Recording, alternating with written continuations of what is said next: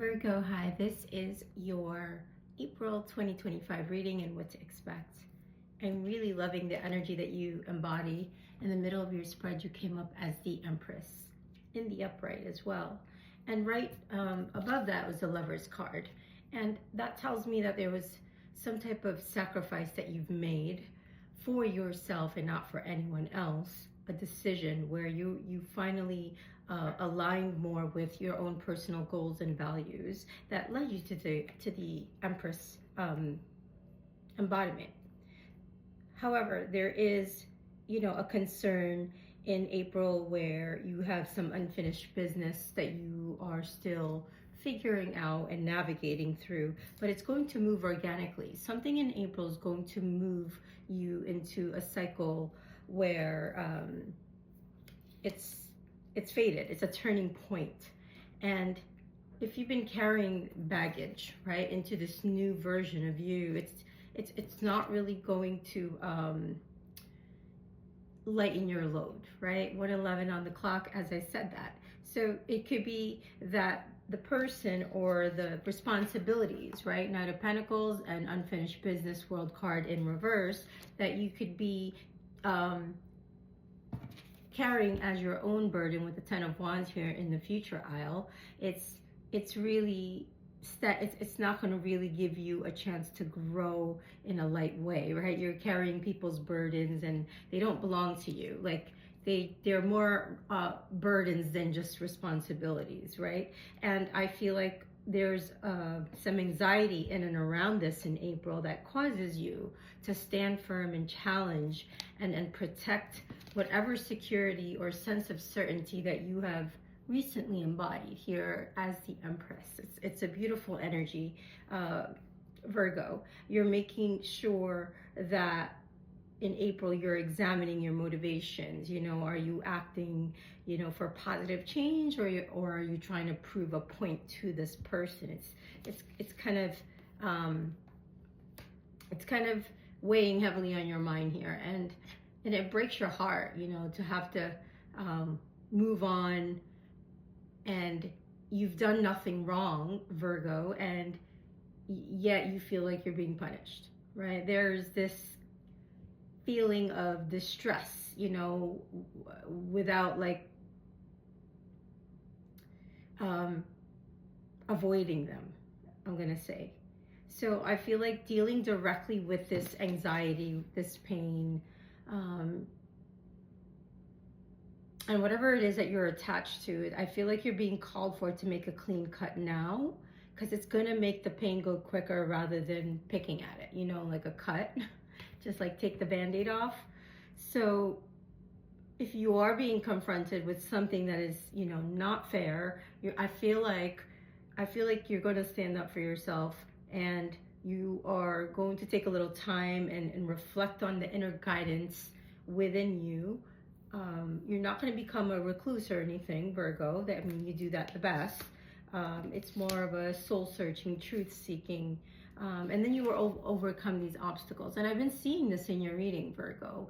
You moving on, or maybe going from one place to the next, or maybe going in between two places. Maybe you found a place where you can feel like you're in your creative energy as the Empress. Maybe a place where you can feel you can do what you do best, right? And always, or it could just be a vacation home for some of you, right?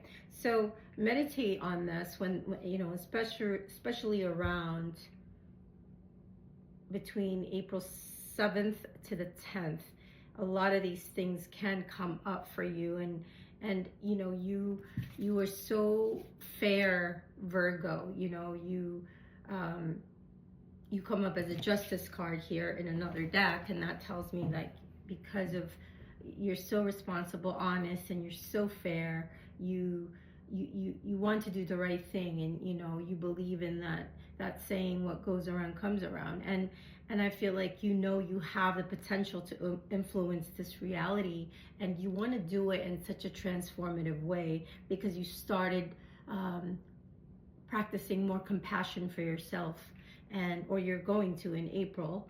And this non-attachment is going to help you blend these opposing energies for temperance, right? To maintain that balance, like the Justice card suggests.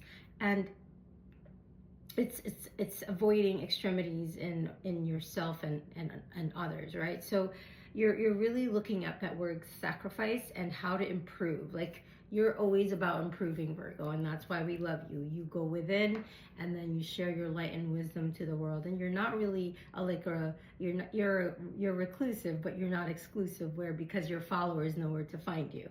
So I think there's a moment you're gonna take between April 7th and 10th for yourself to see what you could be doing better in your life. And you're not doing it out of desperation. I feel like you do it with dignity and integrity, and with intuition. And you got the moon card here in my other deck. I love this. I love this card. Like, she's just like a little vagabond with the moon in the back there.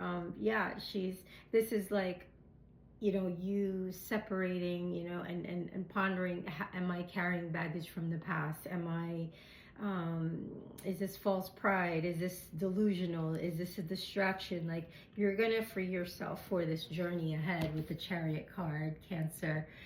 In the future aisle here, that's Cancer is sensitive. There's a hard shell, but very sensitive inside. There's more, and with the Chariot, there's more control, more determination and direction, and using your willpower, Virgo, to move forward. And it's, for some of you, could feel like a rush decision that you're making, but it feels like you're doing it with power, justice, and vengeance because of this. Because someone's just like failing to learn their lessons, failing to do the hard work, the inner work, and they're just unrealistic with the way that they are living. They could be bored and avoiding change, or they're feeling stuck, and you've realized already that that's not my problem, that's not my journey. I'm here to support and lead, but not with codependency, right? So you also got 5 of Coins. And with the 5 of Coins, that tells me that has to do with something with rejection, if it's emotional, some adversity with finances for some of you. And for some of you, could just be putting aside that pride and seeking grace, beyond the material level. I feel like you're going to center yourself in this everlasting light of spirit, and you're going to find the peace and hope, and the healing comes in that space organically. Let's pull you an advice card. This astrology deck that I got, I recently pulled it out. I bought this maybe 2 years ago. Sorry, I haven't used it yet, but here we go. You got North Node, right? With the North Node, the question that comes to mind is where is life trying to take you? Exactly, with the Wheel of Fortune and the Cancer card, that confirms exactly the messages that I'm channeling here. Where is your soul journeying towards? Like, this is what you're destined to have, exactly with the Wheel of Fortune. This is your North Node, is where you can reflect on any common threads between your most identity shaping or shattering experiences, right? This is where life itself acts as a means and a vehicle towards the evolution of your soul. And it's going to make you question, are you working, with life, or surrendering into its current, right? Like, do you recognize, where closed doors are, and do you walk through open ones? Like, these questions are going to help you. That North Node is going to step in for you, and you're going to move where it is that you're destined to be. It's pretty exciting. If this resonates,